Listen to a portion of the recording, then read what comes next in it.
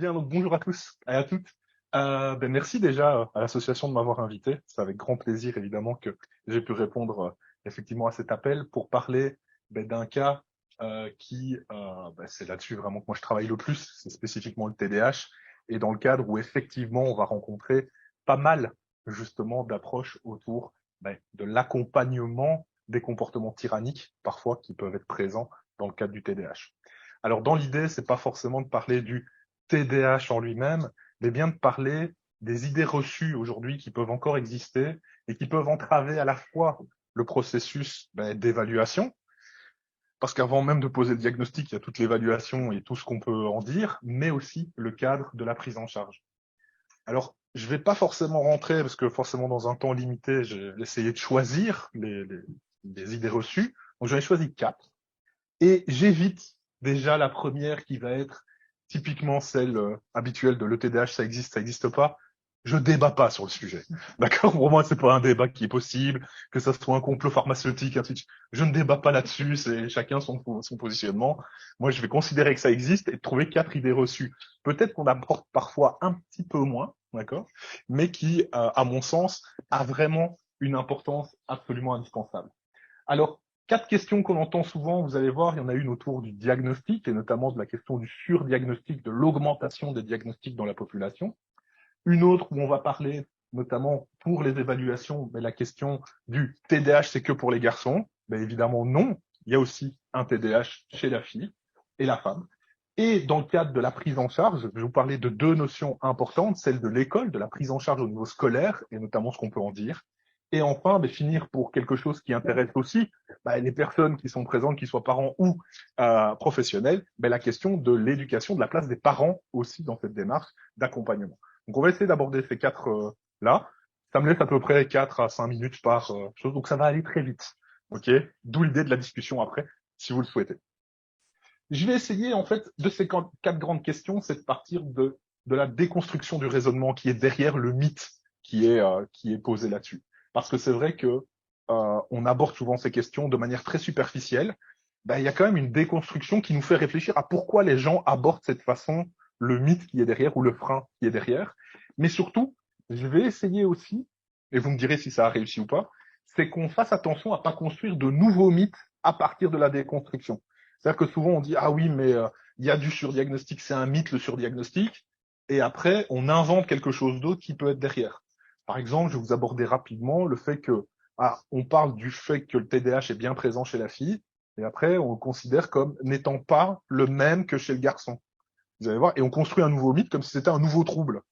En fait, pas tout à fait, on va pouvoir regarder ces éléments-là. Donc l'idée, ça va vraiment être, je vous aborde la question, je déconstruis le raisonnement qui est derrière, et après, on fait très attention à pas en créer un nouveau en décortiquant les choses, parce que sinon, ça va aider personne, en fait. D'accord?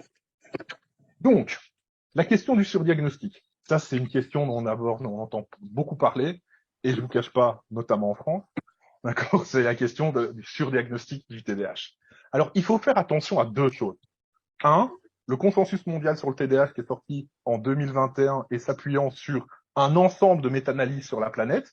77 pays avec les mêmes méthodologies ont essayé d'investiguer la prévalence du trouble dans la population, a montré que cette prévalence, donc c'est-à-dire le taux de TDAH dans la population, n'a pas augmenté ces 30 dernières années. Donc il n'y a pas plus de TDAH dans la population aujourd'hui qu'il y a 30 ans. D'accord? Par contre, le diagnostic, lui, a augmenté. D'accord? Pourquoi? Simplement, en fait, parce qu'on évalue plus. Plus on évalue, plus on en détecte, tout simplement. On le connaît très bien avec le Covid.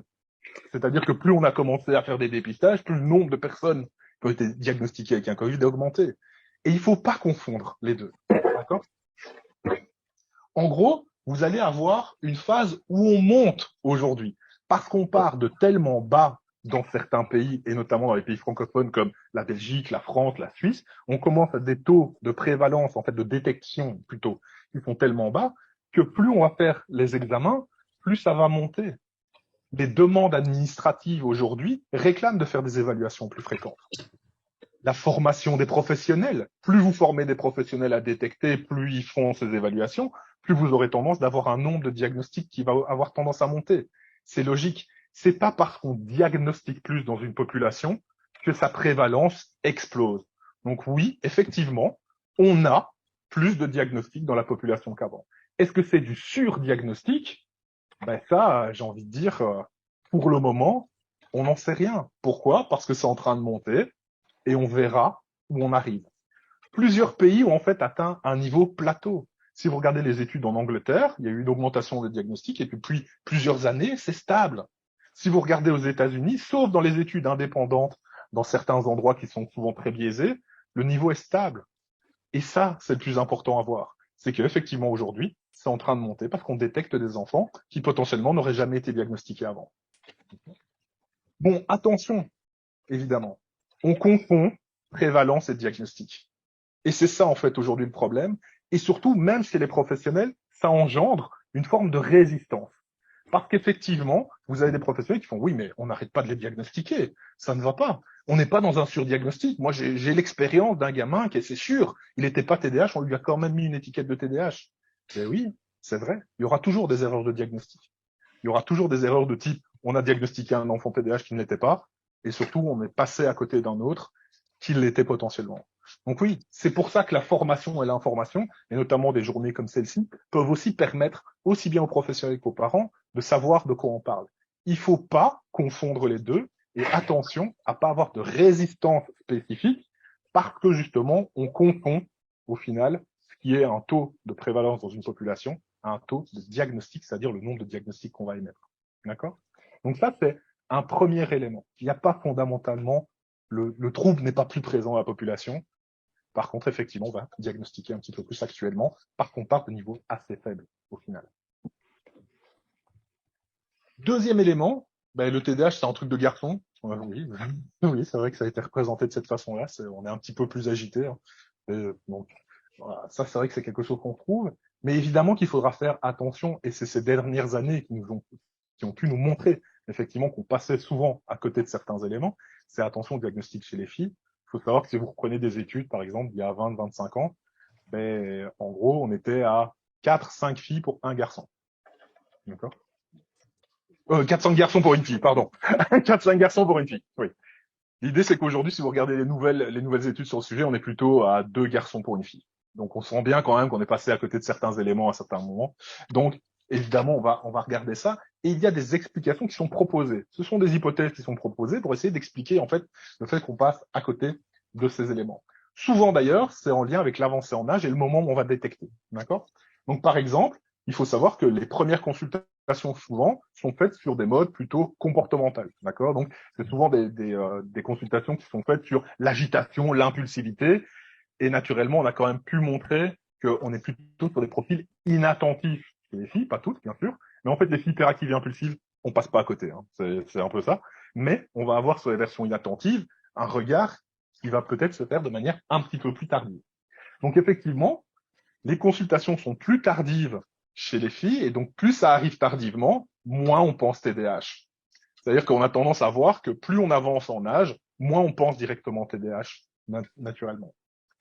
Ensuite, effectivement, plus on avance en âge, plus en fait la demande d'évaluation et de diagnostic est faite sur d'autres symptômes.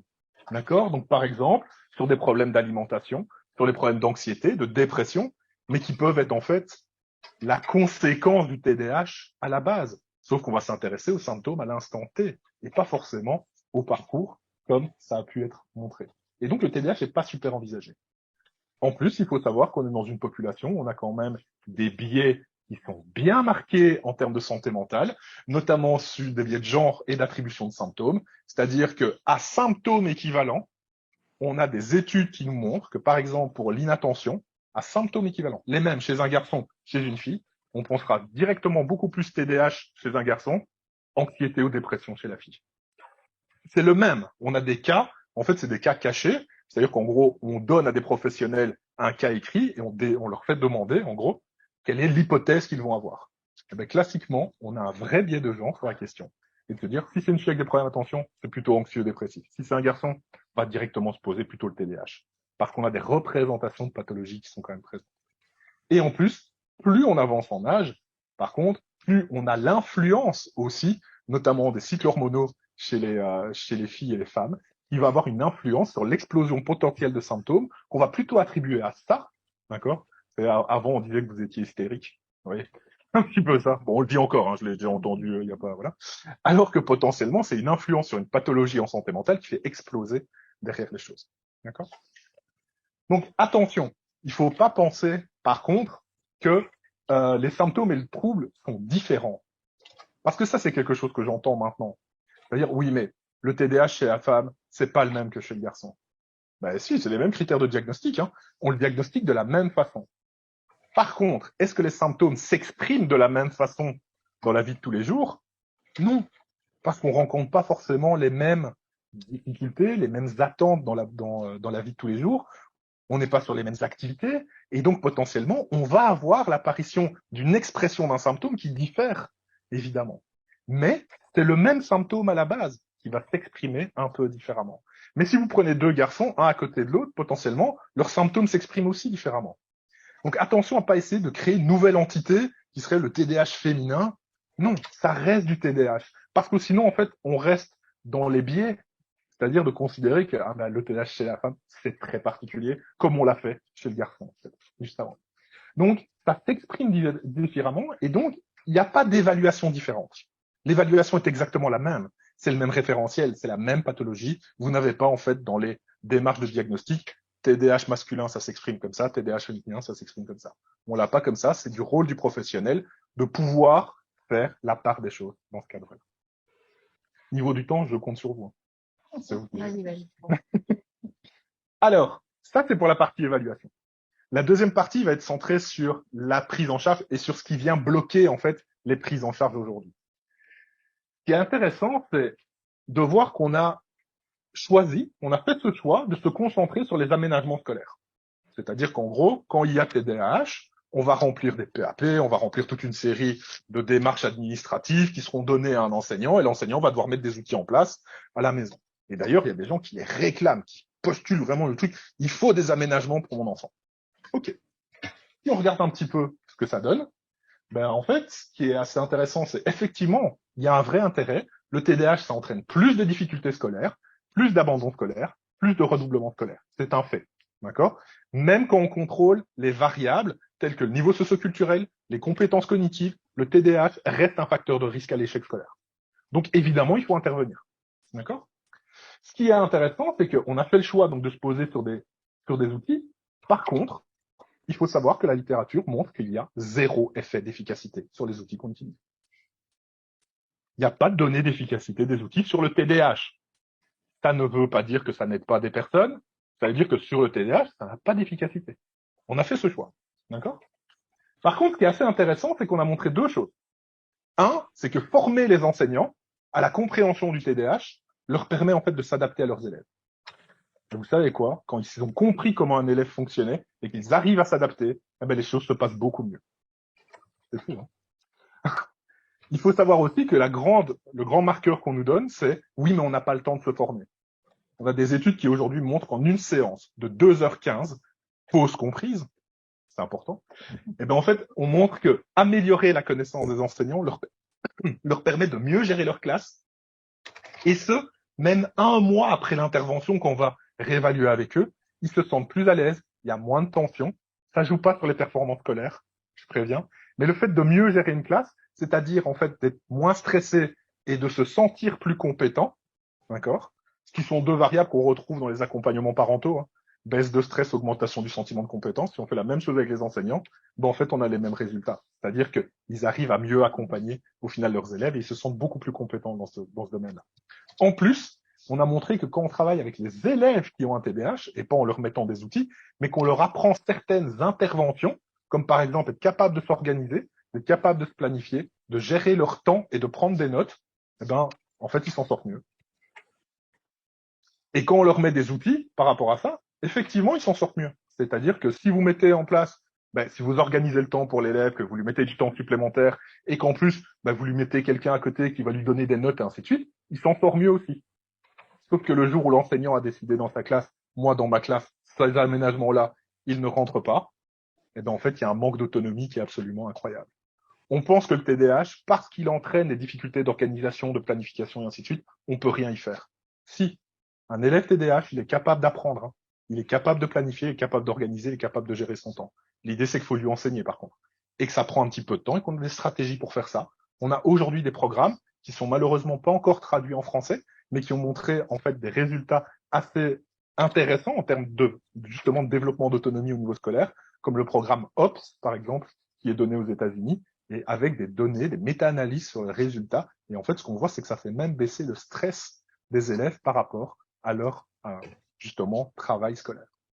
Bon, attention, je ne veux pas dire pour autant que les aménagements scolaires, ça ne sert à rien, parce que sinon, le truc qui est derrière, c'est quoi? C'est on va me dire, ah oui, mais alors on met plus d'aménagement pour les élèves TDAH. Mais si, il faut, bien sûr. Ça reste un outil qui peut aider de manière transitoire le temps qu'on apprenne à faire les choses. Donc ça va être une béquille, en fait, sur laquelle on va s'appuyer, le temps que cet élève apprenne à s'organiser, apprenne à planifier et soit capable derrière, mais d'être suffisamment autonome. Ça fait partie, en fait, des approches qu'on appelle l'apprentissage explicite. On va expliciter tout fait de cette façon-là. On le fait ensemble avec des outils qui viennent soutenir. Pour quand tu es assez autonome pour le faire toi-même, on va retirer ces outils. Tu seras capable, en fait, de pouvoir le faire. C'est un processus qui demande du temps. C'est sûr que ça demande plus de temps que de mettre un outil. Mais en termes d'efficacité, on n'est pas tout à fait sur la même chose. Et enfin, la question de l'éducation, évidemment, l'éducation parentale, ici, c'est que on a vraiment une question sur l'éducation aujourd'hui. C'est vrai que ça joue quand même dans le TDAH. Même si on pense trouble neurodéveloppemental, il va naître TDAH en gros, mais l'éducation a quand même un poids dans cet aspect de développement des symptômes. Donc, c'est vrai que c'est un trouble neurodéveloppemental. Mais la base, au final, elle est épigénétique. C'est-à-dire que oui, il y a effectivement du génétique, mais il y a aussi une place de l'environnemental. Et oui, les parents font partie de cet environnement, au même titre que les enseignants, que la fratrie, ainsi de suite. D'accord? Le TDAH, ça joue sur les relations que les parents vont avoir avec leur enfant. C'est-à-dire que quand vous avez un enfant qui est un peu plus agité, vous n'allez pas forcément réagir de la même façon. Si vous avez un enfant qui est extrêmement impulsif, votre réaction vis-à-vis de ces éléments-là, effectivement, elle est peut-être pas tout à fait la même que s'il n'était pas impulsif. Donc on a quand même cet aspect d'interaction qui est important. C'est ce qu'on appelle en fait, bon, c'est ce que j'ai appelé, comme ça, ce que j'ai appelé un trouble systémique, mais pas au regard de la psychologie systémique, mais de l'impact qu'il a sur le système. D'accord? C'est-à-dire que le TDAH, ça a un effet sur les parents, hein. Ça c'est clair. Leur manière d'être, le TDAH, va jouer sur les parents, sur le système familial. Mais dans l'autre sens, je te laisse passer. Les parents ont un effet sur le TDAH. La manière dont vous gérez le TDAH va potentiellement faire exploser les symptômes ou pas. Quand on parle de compensation, par exemple, on dit si les parents peuvent arriver à structurer, peuvent accompagner leur enfant et ainsi de suite, on voit la symptomatologie peut être abaissée. Ça ne veut pas dire qu'ils vont guérir le TDAH ou quoi que ce soit. C'est juste qu'ils vont avoir une place de compensateur qui est absolument indispensable. La problématique que moi j'ai pu percevoir ces dernières années, c'est que c'est des parents parfois qui, au bout du rouleau, vont se désengager de la prise en charge en disant bah c'est pas notre faute, enfin il est TDAH quoi. Donc ça c'est la terminologie maintenant que je reprends souvent avec certains parents, c'est de dire il n'est pas TDAH, il a un TDAH. C'est totalement différent. Il n'est pas un trouble votre enfant, d'accord? C'est il a quelque chose que vous allez devoir accompagner. Oui c'est vrai, il y a une base génétique, ok, mais ça fait pas tout, hein. Ça explique pas l'ensemble du modèle.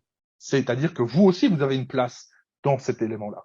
Donc ne vous retranchez pas derrière ça, parce que sinon ce que vous risquez de faire, c'est que votre enfant lui-même imprime très bien ça, et que quand il fera pas quelque chose, il va dire je peux pas, je suis TDAH. D'accord?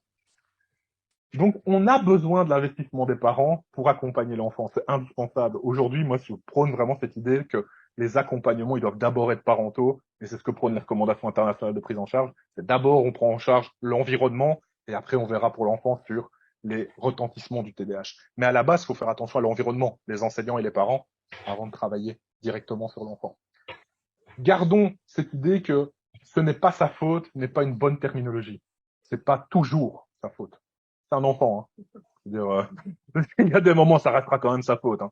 L'idée, c'est quand je dis ça, ça veut pas dire pour autant qu'il faut accuser ni les parents ni les enfants, c'est pas ça.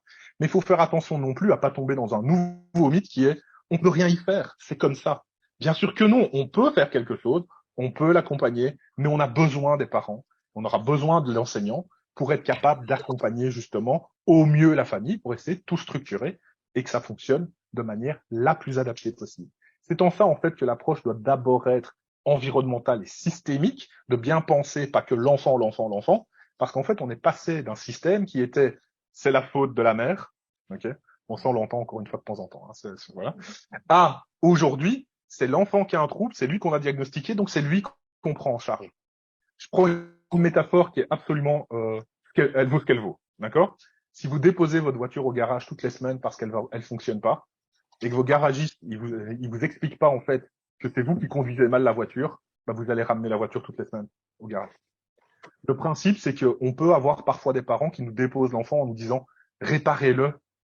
Et quand c'est fait, bah, vous nous le rendez, ça va aller. D'accord? Bah, ça se passe pas comme ça. On va avoir besoin de vous. On va avoir besoin de vous expliquer, en fait, bah, comment utiliser, en fait, en gros, ce système pour que tout aille mieux et qu'au final, bah, qu'on retrouve, en fait, une ambiance et un fonctionnement le plus adapté possible. Donc, évidemment, je pourrais vous en faire 15 des comme ça, des idées reçues dans le cadre du TDAH, à déconstruire les choses et faire attention à ne pas créer de nouvelles choses. Et il est important justement de s'informer, de se former, évidemment, pour éviter justement les idées reçues et de ne pas en construire des nouvelles. C'est par l'information et la formation qu'on va avancer. Et donc, plus, il y a quelque chose encore derrière. Oui. Mais il faut faire attention à ne pas créer de nouvelles idées. Donc faites attention, évidemment. On est tous soumis, même les professionnels plus avertis, moi le premier pour le coup, sur les biais cognitifs, sur l'idée de se créer aussi soi-même ces idées. Attention quand on a ces arguments-là, de se dire, est-ce que je suis pas en train de créer quelque chose d'autre derrière? Comme on a pu le voir, pas que dans le TDAH, d'accord? Aujourd'hui, on va parler notamment des comportements tyranniques. Faisons attention justement à ne pas créer de nouvelles idées au travers de ces éléments-là, tout en essayant justement et en développant des approches d'accompagnement. Voilà.